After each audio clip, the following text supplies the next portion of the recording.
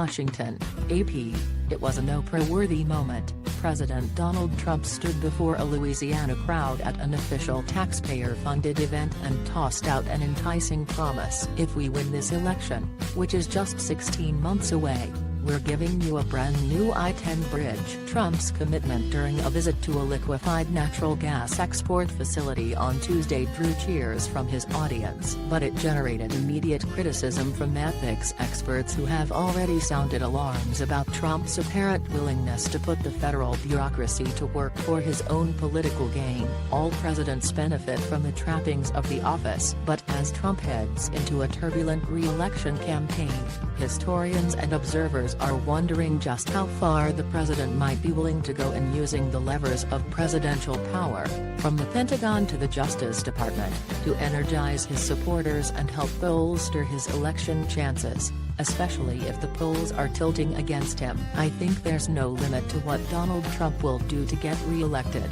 said historian Douglas Brinkley. When painted into a corner in an election season, he said Trump has shown a willingness to take extraordinary leaps to frighten people into voting for him or make grand infrastructure promises that may never come to pass. Such accusations, however, are nothing new. President George W. Bush's administration used every favor they had, including well-timed grants, to help candidates who needed a little push, said Paul Light, a professor of public service at New York University. And President Barack Obama was accused of making a political play just months before the 2012 election when he took executive action to create new protections for so-called dreamer immigrants brought to the country illegally as children. While the White House has pushed back on the notion, Trump made clear in the lead-up to the 2018 midterm elections that he was willing to use his office as a campaign asset as he tried to help Republicans hang on to the Senate and minimize losses in the House.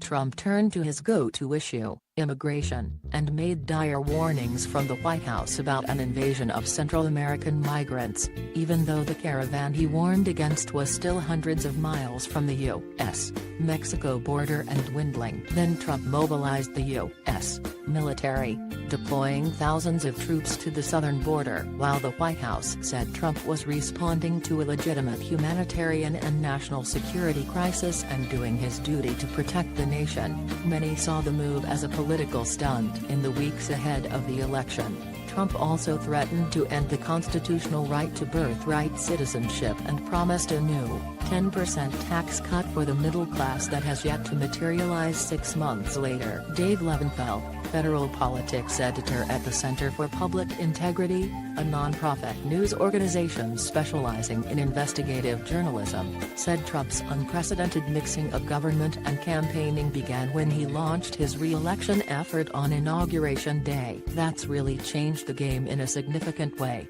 in that Donald Trump has more or less created a true, permanent presidential campaign, Leventhal said. It may have felt like that before, but now it really is reality. Since then, Trump has been steadily raising money and holding political rallies, along with staging official government events that often have the feel of campaign functions. Indeed, on Tuesday, Trump used his event in Louisiana to size up his 2020 Democratic opponents and dismiss their prospects, before drawing a standing ovation as he promised to rebuild the Calcasieu River Bridge. "We'll have it all set to go day one, right after the election, okay?"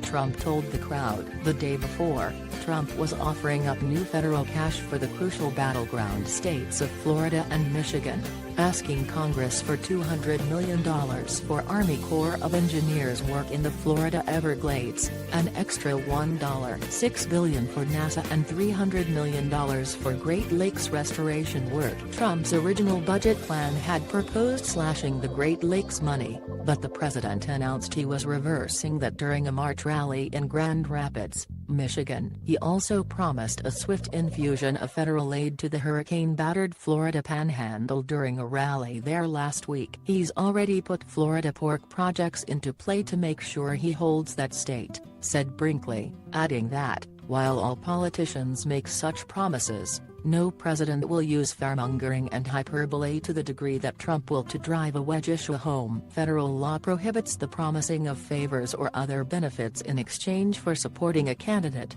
said Virginia Cantor, chief ethics counsel at the Citizens for Responsibility and Ethics in Washington, a nonprofit government watchdog group. The White House, however, pushed back on that notion. The President of the United States must be able to speak to the American people about important policies like rebuilding the military, infrastructure and immigration regardless of whether it's January 2017 or November 2020, and the notion that would be considered unlawful is ludicrous, said spokesman Stephen Groves. Beyond typical promises of pork and pandering, there is also concern that Trump might be willing to cross other lines. I do think a lesson that he probably took from the midterms is his ability to put things in motion as president that he can do to affect the electorate, especially his base, said David LaPan, the former Department of Homeland Security press secretary under Trump and longtime Defense Department spokesman and advisor. LaPan said he worried that sending troops to the border without a legitimate national security threat before the midterms had politicized the military and left Trump vulnerable to accusations that potential future deployments are being driven by politics. If you start using those powers for political reasons,